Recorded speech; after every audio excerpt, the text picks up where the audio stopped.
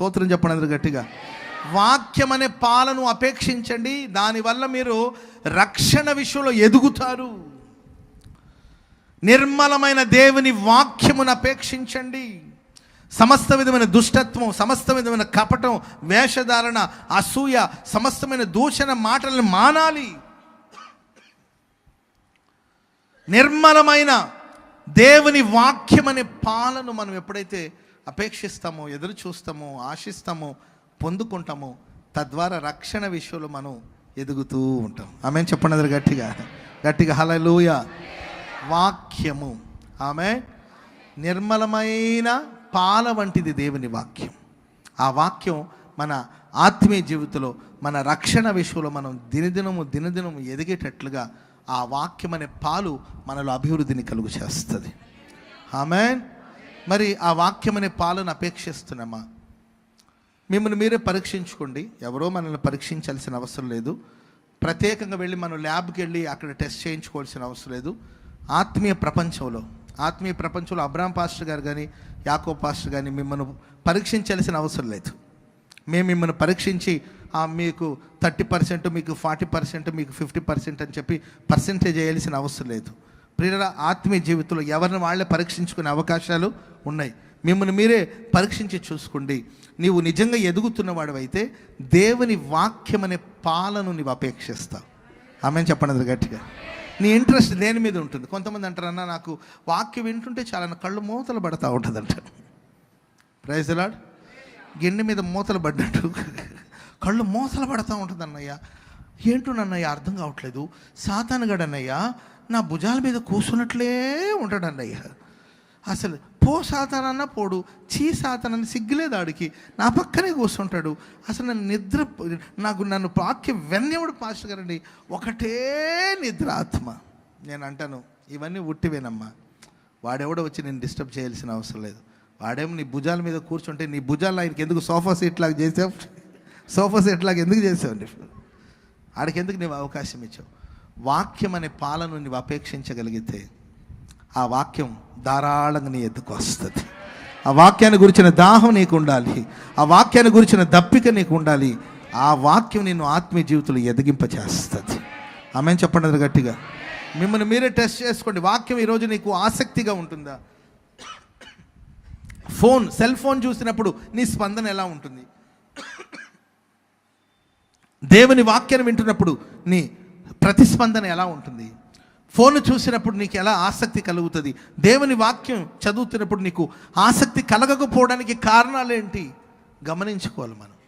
ఆమె వాక్యం వినేవాళ్ళు, వాక్యాసక్తి కలిగిన వాళ్ళందరూ ఆయన్ని సమీపిస్తూ ఉంటారు. ఆమె చెప్పండి గట్టిగా. ఎంతసేపు దేవుని సమీపించాలి, ప్రభుకు సమీపంగా ఉండాలి. ఆమెన్. ఆ ఇంట్లో 2 స్త్రీల గురించి మనం చూస్తాం, 2 సహోదరుల గురించి చూస్తాం.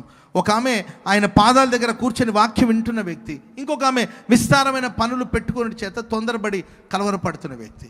వాక్యం వింటున్న వారికి, వాక్యం గ్రహించిన వారికి ఉన్న వ్యత్యాసం ఏంటి అంటే, మార్తమ్మా రా, నీవు కూడా వాక్యం వింటుంటే వినబడుతుందిలే, నువ్వు చెప్తా ఉంటే వినబడుతుంది. రామ్మ కూర్చో కాసేపు వాక్యం వింటా, వినబడుతుందిలే అయ్యా, బోల్డని పనులు ఉన్నాయి కానీ నువ్వు చెప్తా ఉంటే కొంచెం సౌండ్ పెంచండి అయ్యా, ఆ మైక్ సౌండ్ కొంచెం పెంచండి, నేను వింటూ ఉంటాను కానీ బాకాల వినబడుతుందిలేనయ్యా, బాకాల వినబడుతున్నాయి కానీ నేను కోక ఒదుగుతున్నాను, బాకలో వాక్యం వినబడుతుంది వింటాను అనేవాళ్ళు కొంతమంది. వినబడుతుందిలే అని వాళ్ళ ప్రయత్నాలు ఉంటూ దేవుని వాక్యాన్ని వినేవాళ్ళు కొంతమంది.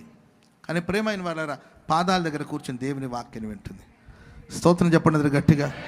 ఆయనకు సమీపంగా ఉంటారు దేవుని వాక్యం వినేవాళ్ళు. మోషే 2 రాతి పలకలను పట్టుకురా, 2 రాతి పలకలు పట్టుకుని మోషే గారు ఎక్కడికి వెళ్తానంటే, ఆయనకు సమీపంగా వెళుతున్నాను, ఈ రాతి పలకల మీద ఆయన ఏం చెప్పాలనుకున్నాడో దాన్ని రాసి నాకు ఇవ్వబోతున్నాడు. చెప్పండి కూడా మంది గట్టిగా హల్లెలూయా. మోషే ఎందుకు లేచిన వెంటనే నీవు ఆ కొండ శిఖరానికి వెళ్తుంటే అక్కడ ఆయన మాటలు వినబడుతుంది. ఆయన మాటలు వినడానికి ఆయన పాదాల దగ్గరకు నేను వెళ్తాను, ఆయన మాటలు వినడానికి ఆయన సమీపిస్తాను, ఆయనకు దగ్గరకు వెళుతూ ఉంటాను. ఎందుకంటే ఆయన మాట్లాడతాడు, ఆ మాటలు నేను వినాలి, ఆ పాలను నేను అపేక్షిస్తున్నాను. అప్పుడే కదా నేను ఎదగగలుగుతాను, అప్పుడే కదా నేను పరిపూర్ణంగా మార్చబడగలుగుతాను, అప్పుడే కదా నేను దైవాశీర్వాదానికి పాత్రుడుగా మార్చబడగలుగుతాను. కాబట్టి ఈరోజు ఎంతమంది ఆ వాక్యాన్ని ఆసక్తితో వింటున్నారు? వాక్యం వినేవాళ్ళు మరొక శ్రేష్టతను మీరు గమనించండి. మార్తమ్మ ఎన్నో చెప్తుంది. ఏమని ఈమె చెవిలో వినబడిందా? సిగ్గులేదా నీకు? ఇన్ని మాట అంటున్నానే, సిగ్గులేదా నీకు మరియా అంటుంటే వినిపించుకునిందండి. ఆయన మాటలు వింటున్న వాళ్ళకి ఆయన మాట తప్ప ఇక ఏ మాట వినబడదు. ఆమెను చెప్పండి అందరు గట్టిగా హల్లెలూయా. ఆయన మాట, ఆయన పాదాల దగ్గర కూర్చున్న వాళ్ళకి, ఆయన సన్నిధులు గడిపే వాళ్ళకి, ఆయన వాక్యాన్ని ప్రేమించే వాళ్ళకి ఆయన మాటలు తప్ప ఇంకొక మాట వినబడదు. ఆయన మాటలు మాత్రమే వినబడుతుంటుంది.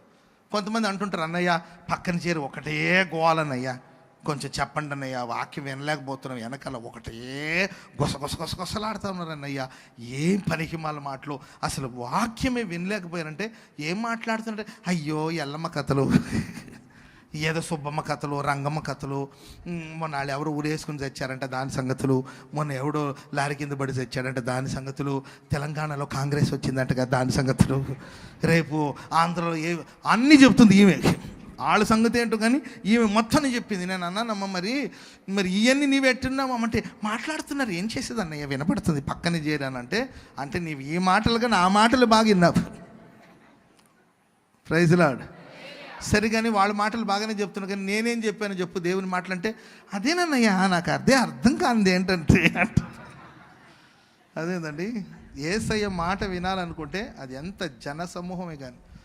యేసుప్రభు వెళుతున్నాడండి, ఆ జనసమూహం నుండి ఒక గుడ్డివాడు ఆ త్రోవ పక్క నుండి, దావీదు కుమారుడు కరుణించు మనకి ఆ జనసమూహంలో అతని స్వరం యేసయ్యకి వినిపించింది. స్తోత్రం చెప్పండి గట్టిగా హల్లెలూయా. మరి ఈ జనసమూహంలో నీవు ఉన్నావు, ఈ జనసాంద్రంలో నీవు ఉన్నావు, జనసమూహంలో నీవు ఉన్నావు. మరి ఈ జనసమూహంలో ఎన్నో శబ్దాలు వినబడుతాయి, ఎన్నో శబ్ద తరంగాలు ప్రయాణం చేస్తుంది ఈ లోకంలో.